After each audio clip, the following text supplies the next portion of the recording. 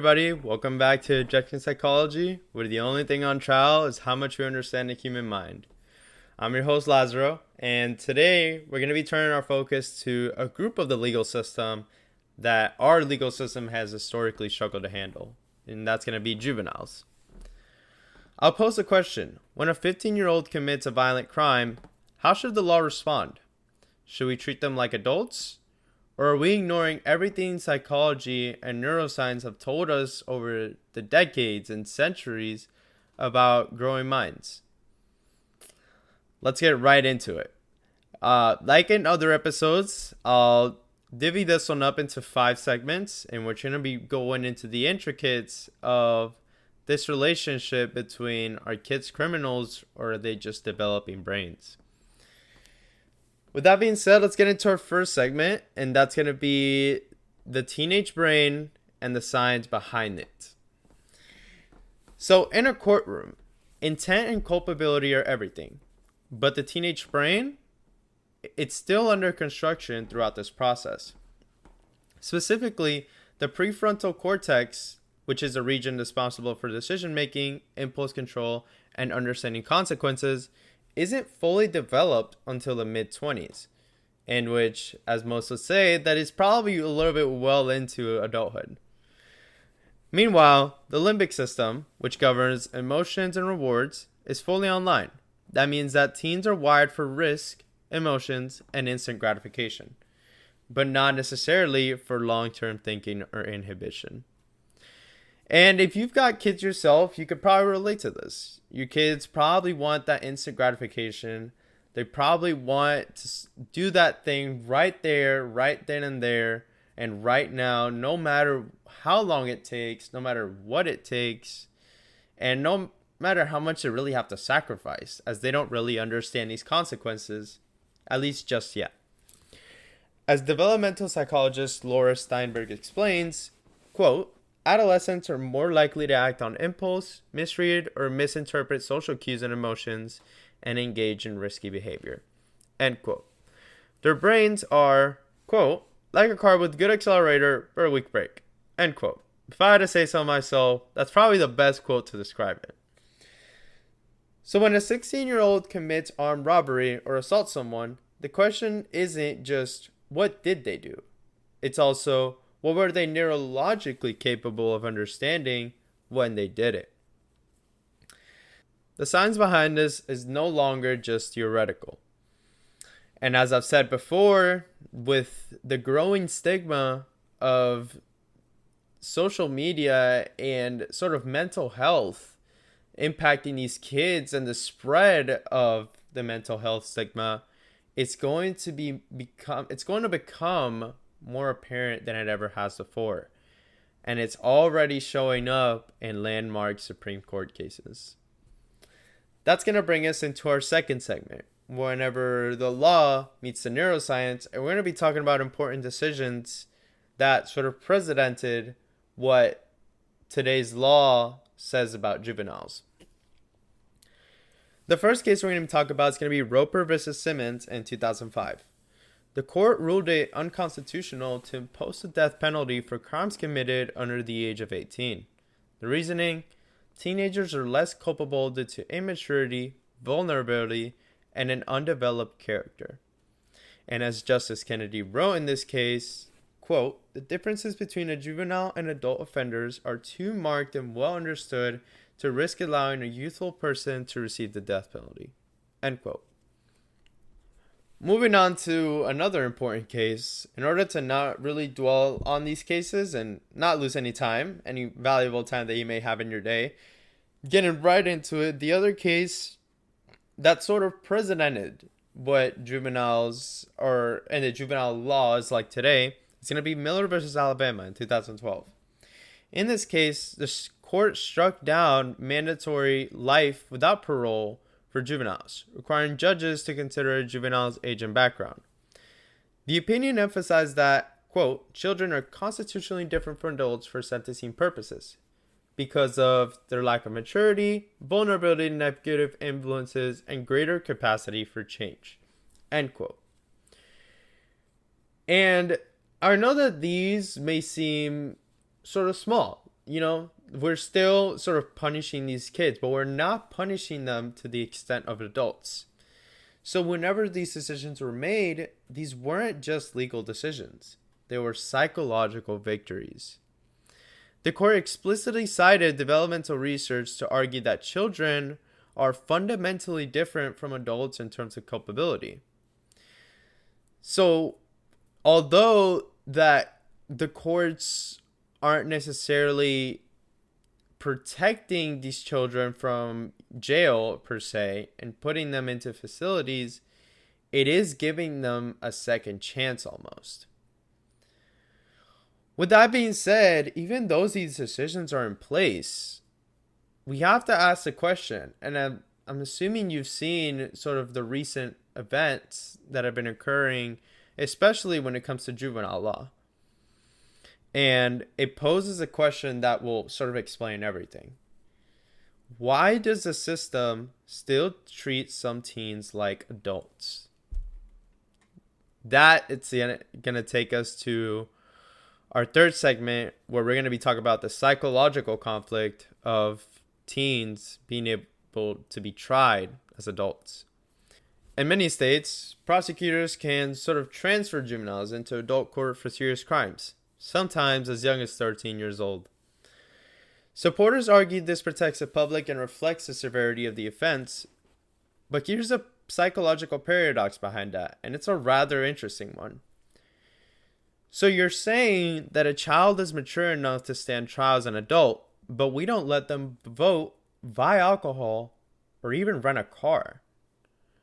You're asking a child to be tried as an adult when they're not an adult. They haven't developed to that point yet, and at least in our country, they can't even do adult things. So they're sort of being able to try as something they're not, in a way. And this has caused a lot of controversy as we sort of try to navigate how much do these teenage brains actually know? How much are they actually capable? As one study published in the American Journal of Public Health notes, juveniles in adult facilities are 36 times more likely to commit suicide than those in juvenile facilities. And as research from the CDC and Office of Juvenile Justice and Delinquency Prevention shows, trying teens and adults does not reduce crime. In fact, it increases recidivism. And as the CDC put it, quote, transfer policies have the unintended effect of increasing violence, end quote. In short, trying teens as adults may be emotionally satisfying for the public, and it may be emotionally satisfying for the judge. However, at the same time, this is both psychologically and socially counterproductive. That's going to take us into our fourth segment, where we're going to be talking about sort of the debate right now when it comes to juveniles. And that is it better to put them in rehabilitation or retribution? Psychology suggests that rehabilitation, not punishment, should be the priority for young offenders. It is imperative that courts, jails, and facilities of these types focus on adding programs that focus on emotional regulation, cognitive behavioral therapy, and education and job training for these young offenders who, as we've said throughout this podcast, and as it is completely evident, don't have developed brains just yet. These have been shown to significantly reduce recidivism. One standout model is Missouri's Juvenile Justice system, which operates a, quote, small, non-prison-like residential center with intensive therapy and education, end quote. A 2010 Pew Charitable Trust report praised it as, quote, one of the most effective models in the country, end quote. Obviously, this is referring to whenever it comes to rehabilitation and reconditioning these individuals back into society as productive and psychologically sane individuals. And you might ask, why does it work? And it's because it aligns with what we know, that the adolescent brain is plastic. It can change, it can grow, But most importantly, whenever you're talking about in these cases, it can recover. That's going to take us into our last segment, and we're sort of in the last segment, we're going to be uncovering the moral argument behind all of this. And that leads me to pose a deeper question. Should someone's worst moment as a teenager define their entire life? Psychology says no, science says no, and slowly but surely, the law is also starting to say no. Our system still needs work. That's completely evident. But juvenile justice reform isn't just about policy. It's about embracing what the data tells us about human development, trauma, and giving away second chances. As the Miller decision reminds us, quote, youth is more than a chronological fact. It is a time of immaturity, impetuosity, and failure to appreciate risk and consequences. End quote.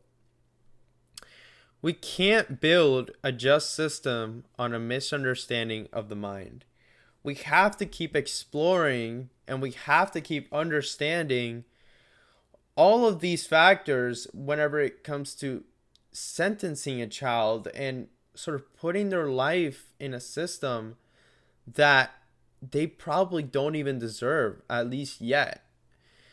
And especially in a world where especially in this country, we're so prone to giving second chances. It would be socially productive if instead of sending these individuals to rot in a jail, we could instead put them back into society and make them hardworking individuals who are not just socially productive, but are also psychologically sane. So, the next time that you hear about a teen on trial for something serious, ask yourself before you just completely start judging and tearing apart this individual. Was this a monster or was this a developing mind in crisis? It is important to consider both of these questions, not just for the public, not just for the judge, not just for me, not just for you, but for everybody to understand that this concept of the teenage brain is still being explored. And it's exactly that. It's a teenage brain. It's not an adult brain. I personally believe that although these kids should face the consequences, we shouldn't necessarily just put them to rot away in jail on a life sentence and not give them a second chance to do what's right and be a good member of society.